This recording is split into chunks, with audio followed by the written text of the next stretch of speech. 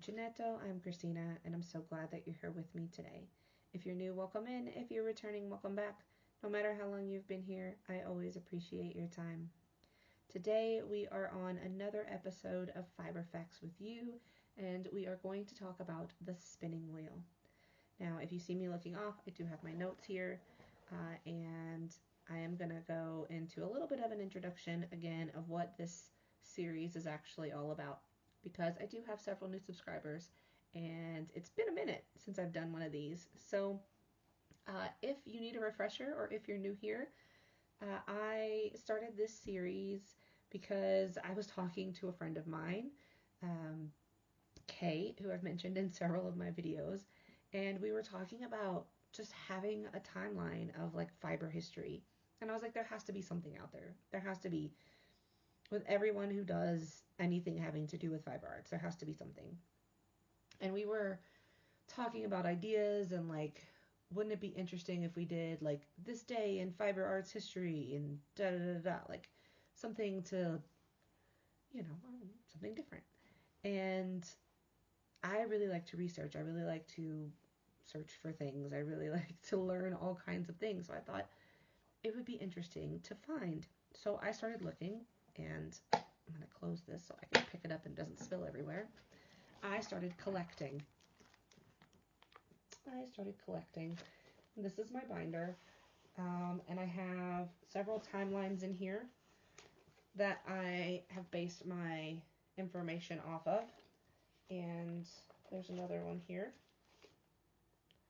Right, so I've based my information off of several timelines, and I tried to coincide with what seemed to be a consensus, because for so many things we don't have exact dates, obviously.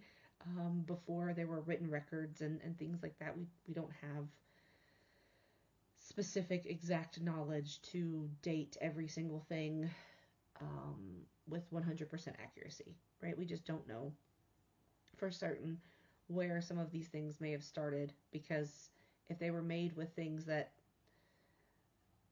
disintegrate, who knows when they actually started, right? But this is the most accurate of what we have now, and I'm trying to go through those timelines and make sort of a tapestry, if you will, in the YouTube world. So I started out with different fibers and how they were created and used around the world, and now I'm going into different techniques of how these fibers are used. And I was talking about all sorts of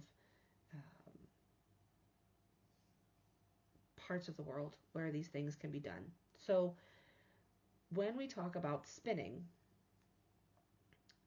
we'll get to the spinning wheel, but when we're talking about spinning, we start out with very basic tools. So as is the usual, there is some debate as to whether this started in Egypt, whether this started in India, whether this started in China, right? Because there are ancient tools that have been found in all of these places. And as we know, one of the most common ways to do this before there was the spinning wheel, and after you were spinning it by hand, which was a very arduous process, was a distaff. And the distaff is turned into what we know now as a drop spindle, because you can still spin yarn by hand. It's gaining in popularity. There are many people who are doing it now to try to get back into that traditional method of creating fiber, or creating things from fibers. Let me correct myself, because it is already fiber. But creating things that you can then make into cloths and clothing and other things. And we see pieces of this history in all of those areas, right? In Egypt, in China, and in India. So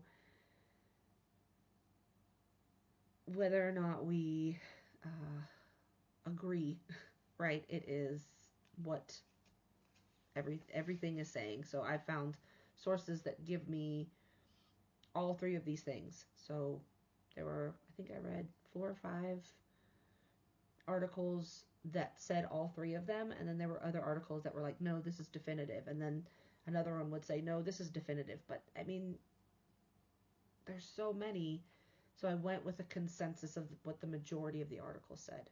Now, in the description box, I'm not going to link every single article that I read. I mean, I could if you really want it, and if you do, let me know. Put it in the comments. Put it in the comments, and I'll edit the description box. But it'd be a long list. Because there are often times that I will sit and find information on my phone if I'm not sitting near a computer, because nowadays a lot of me being near a computer means I'm at work and I can't do the research at work, so I have to do it on my own time, and that means I'm usually doing it on my phone. If I'm editing videos and I'm waiting on things, sometimes I'll sit here and do research and save them, but more often than not, I'm emailing myself. I have all these drafts in my inbox where I'm emailing myself links of articles for all of the things that I'm researching. So I'll have drafts, and then I'll go into my drafts part of my inbox and find the email that I'm supposed to be, putting all of my stuff in for whatever thing I'm working on, and then I email that to myself when it's about time for me to start actually making the video. Maybe that's a little bit more process than you wanted, but anyway, there it is. So we find ourselves with this distaff and these handheld spinners. They're not at the time called drop spindles, but you were wanting to mass produce these things, and so in order to do that, you needed to do it faster, right? And as industry seems to be the thing that ever is driving people forward, we find the spinning wheel in China with a water-powered spinning wheel, which I was really hoping I could find a video of. And I'm still going to keep looking until I finish editing. So if I find one and I pop it in, you'll know I found one. If I didn't, I'm sorry, but I tried. So then you had the spinning wheel featuring what we know today as the bobbins and the pedals, came about in Germany, and there are 2 different wheels that we know today. There may have been other versions that are lost to time, or at least lost to me because I couldn't find anything out about them. But we have the Saxony wheel, and then we have the Castle wheel, and the way they work are just where the bobbin is placed, right? How it's set up, and so there will be pictures coming up to show you the differences. But by adding the foot pedal, that freed up the hands to be able to manipulate the fiber a little bit better. And then when they added the flyer, which helped twist the fiber to make it into yarn, that dramatically increased the ability to more quickly produce the yarns and things. So you had the spinning wheel being built layer by layer, right, as time went on. So once we see that from where we start in China, and as always, trade has given us the ability to learn things from other countries. You see it moving into Europe in, like I said, the 16th century, so the 1500s, and it catches on really, really quickly because it allows for so much more to be done. And then, like I said before, industry takes over. And now we have to put this in a factory. Now we need to make it faster and faster and faster and faster and faster. So, and I mean, this is my opinion. I don't know that faster is always better.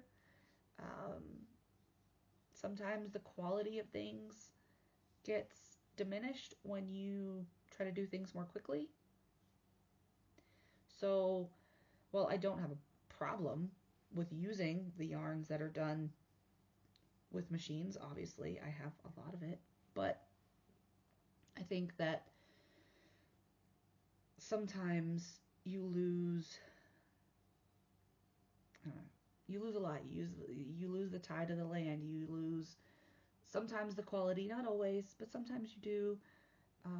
And you lose that tie to the person who made it, right? If it's a company that made it versus buying someone's hand spun, hand dyed yarn that they put everything that they have into, I don't know, the meaning's a little different for me. But that's my opinion. There's nothing to do with the history of the video. um, so we go back, right, to industrialization of the spinning wheel. And you have, in the 18th century, I might say his name wrong, so forgive me because it's a British name and I don't have a great track record with British pronunciations. James Hargreaves, Greaves, Hargreaves, Hargreaves, invented the spinning jenny. And so this gave us the ability to put things on multiple spools. So it wasn't just the one bobbin and then you would have to take it off and put on another one, right? You had things going to multiple spools. And the article even says, and I'll read it to you, it says, although a vast improvement over its hand-powered predecessors, the thread spun by Hargreaves' invention wasn't of the best quality. Hand-spun yarn and thread was much stronger and finer and of higher quality than that which was produced on the spinning jenny. Output was greatly increased, but it was not as high quality.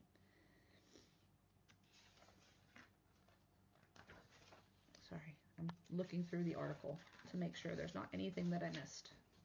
Okay, let me get out my other one. Okay. So then in the same century, Richard Arkwright, and he kind of made the spinning jenny system better. So he allowed it to, he introduced the water frame, and this became more of what was used in the factories. But that did not keep the spinning wheel down, because if you were able to get these fabrics, or not these fabrics, it's not fabric yet. If you were able to get these things from the factories, that meant you had money, and a lot of people didn't have the money to get those things. So they had to wait until they could shear their own sheep and wash it and spin it themselves, right? Because they didn't have the money to go and buy any of those things. Now, I want to kind of go back a little bit, because there was a split after the hand spindle in India specifically. So we have what was called, and I'm gonna mispronounce this. We have what was called the charkha, and this was a hand operated spindle, but it had a wheel on it.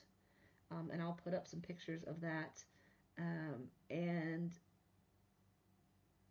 you didn't have to, it wasn't interrupted like with a drop spindle where you had to like spin it and then spin it, right? It wasn't interrupted. You could use one hand and manually turn it, and hopefully, again, I can find a video of that. If I can, I will input it. If not, I really, really did try. But it is an interesting space between, but it was used in India specifically. It wasn't widely used within any of the other countries. So I thought that was an interesting addition. So once we get to the industrialization, we start seeing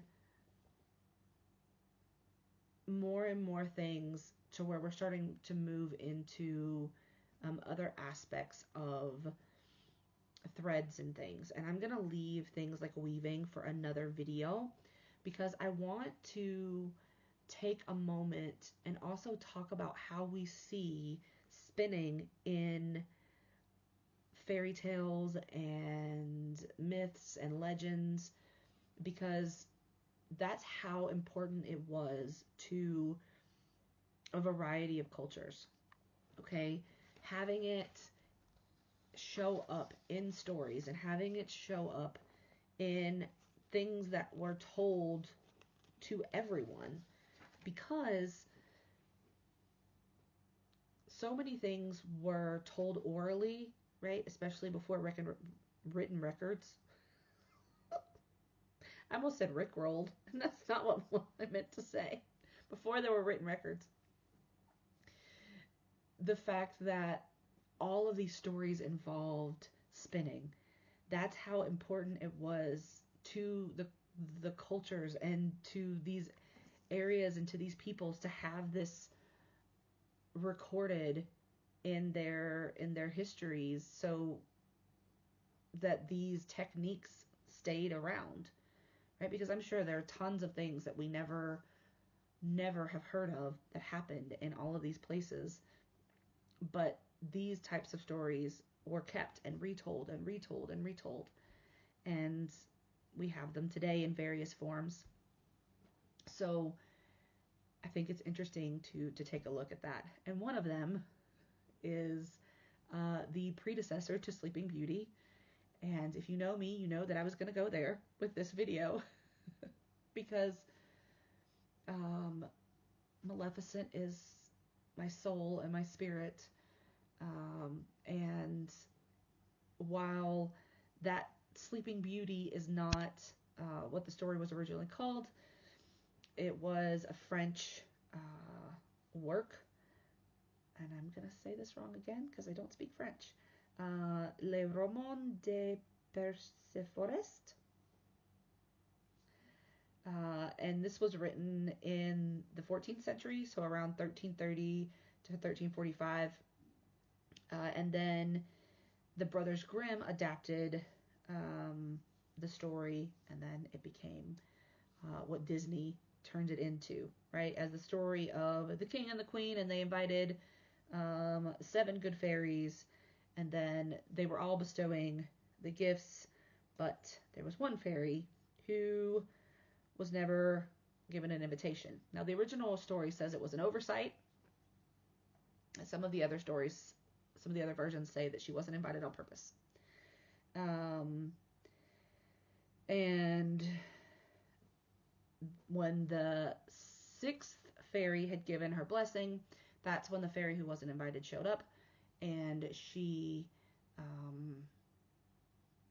put essentially a curse and said that she would die on her 16th birthday by pricking her finger on a poisoned spindle.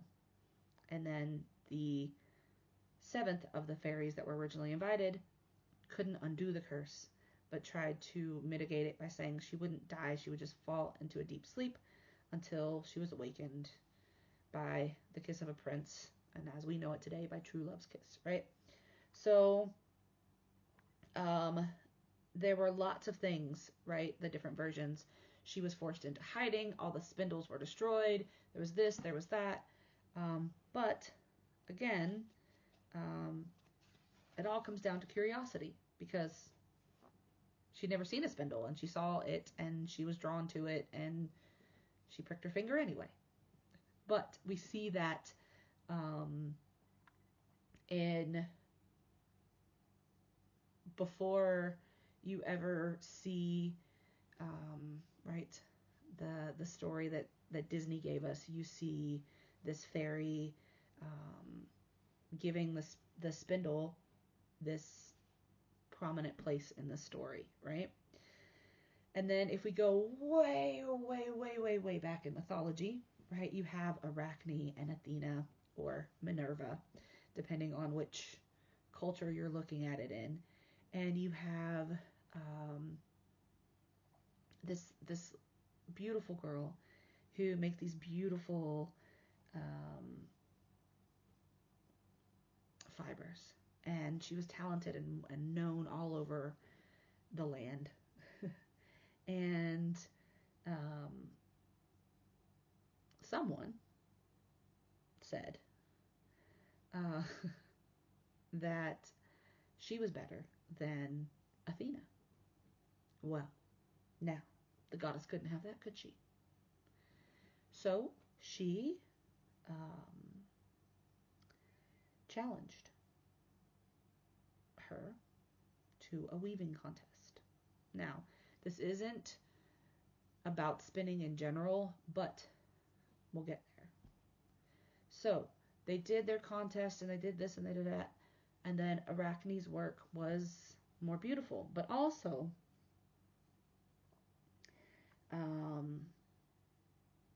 Arachne's work showed the gods abusing their powers, and Athena did not like that. So she punished Arachne. And this is what the notes say here. I was trying to find the quote. So she said, "Live on then, and yet hang, condemned one, but lest you are careless in the future, the same condition is declared in punishment against your descendants to the last generation." And immediately at the touch of this dark poison, Arachne's hair fell out, everything shrank, and her slender fingers stuck to her sides as legs. The rest is belly, from which she still spins a thread, and as a spider weaves her ancient web. So that's how it is told in that myth for how spiders came to be. Right, she was turned into a spider as punishment. And then we have Rumpelstiltskin, who was this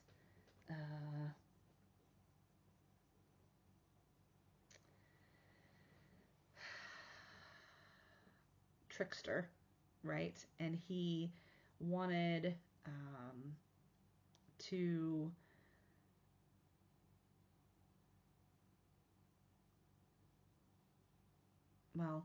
he essentially made a deal with a girl who was locked in a tower and was told to spin straw into gold, and she couldn't do it. And she didn't know what to do, and Rumpelstiltskin showed up and said that he would do it in exchange for her firstborn child. And she agrees because she knows that she's going to die otherwise. And then when Rumpelstiltskin returns to claim the baby, Rumpelstiltskin says, "If you can guess my name, then I'll let you have your baby. But if you can't, I'm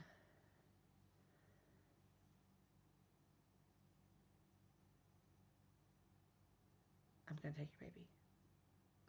So she's freaking out. She doesn't know what to do. And then she tries to follow him, and he figures she's never going to find it out because he's the only one that knows his name. And she catches him, right? He is sitting in his cottage and he says his little rhyme and gives his name, doesn't know that anyone's watching. And she gets to keep her baby. But this again is seen in multiple adaptations. One of my favorites is the series Once Upon a Time that has Rumpelstiltskin in it. And there are lots of ways that he shows his trickster ways. And I hope that this has been interesting for you. I hope that this has been entertaining for you. I certainly enjoyed all of my research with this. I certainly enjoyed delving back into some of the stories and seeing some of the adaptations of the stories that maybe I didn't want to share because some of them were a little bit violent, and some of the elements that maybe I didn't want to try to piece together, but having to dig through all of that and then be like, no, I really need to add that in there. No, this really needs to be in there. It's interesting to me. So I hope you found it as interesting as I do. Again, links to the articles that I used in the video and links to the stories that I discussed will be in the description box below. If you would like more information, please do not hesitate to reach out. Let me know what your favorite story was of the 3 that I shared. And if you have any more information about spinning, I would love to add more information to what I already have and maybe even do a follow-up video in the future. As always, be well, be safe, and be the change you wish to see in the world, everyone. Ciao bella!